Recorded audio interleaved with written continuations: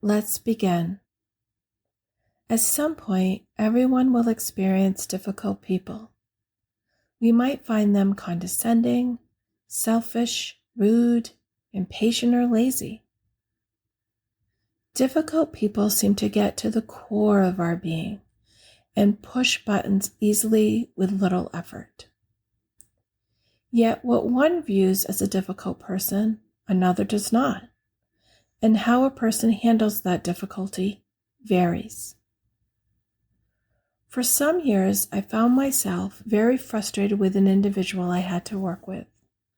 Nothing was on time, if done at all, and their choice to be upfront and take responsibility was non-existent. Year after year, I would take on their responsibilities, make excuses for them just to keep the peace. Then one day, I was totally caught off guard when this person said they heard I was a difficult person in the industry. I was totally in shock. This industry was cutthroat, and if anything, I thought I was the peacemaker. I was hurt and upset. No one ever said that to me. I heard nothing of the kind and actually heard people say the opposite. I was giving, hardworking, and an industry leader who was trying to make the world a better place. I'm not going to lie, this took some serious soul searching once the shock went down. Could I actually be the difficult person here? Why were all my buttons being pushed by this person? What I found is, by taking over their responsibilities, I was being impatient. By making excuses for them, I selfishly answered for them. Though my intention was not to be difficult, the reflection was not so good. But how was I to change this difficult relationship moving forward? Most people I notice deal with difficult people in a few ways. 1, we fuel the situation. We grow impatient, demanding, and more selfish. 2, we think negative thoughts and imagine ways we can make them suffer.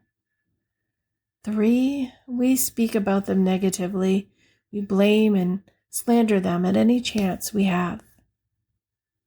And that is just a few of the most common ways people deal with difficulty. Are you guilty doing this with a difficult person in your life? If so, did you ever get a positive result from it? I'm guessing if you do fuel difficult people or speak negative behind their back, the answer is no.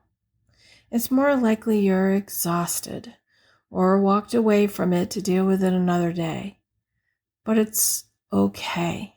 Today, I'm going to share with you a message of hope, a message I found that turned everything around with difficult people, even if you're the one who is difficult. I was reminded by Spirit that in the Sermon on the Mount, Jesus was very specific about how to deal with difficult people. Jesus said to love your enemies and do good to those who hate you. Bless those who curse you and pray for those who abuse you. Of course, included in that message is the golden rule almost everyone has heard of: do unto others as you would have them do unto you. I can tell you, taking these approaches frees your life from so much difficulty and trials. Does that mean everything will always be perfect and you should never stand up for yourself? Absolutely not. What it does mean is that there is a better way to walk when difficulty comes into your life. So how can you apply this? First, notice when you feel difficulty coming on. Acknowledge the emotion and any feelings you may have. Instead of fueling it, Stop and ask yourself how you would like to be treated. When you have a negative thought, pray for them and yourself to have peace. Lastly, do not speak negative about them or anyone, including yourself. Focus on the positive qualities. Be kind to yourself and show compassion. Use meditation as a time to reflect on how you can handle the situation better when it arises again. Watch how things change over time.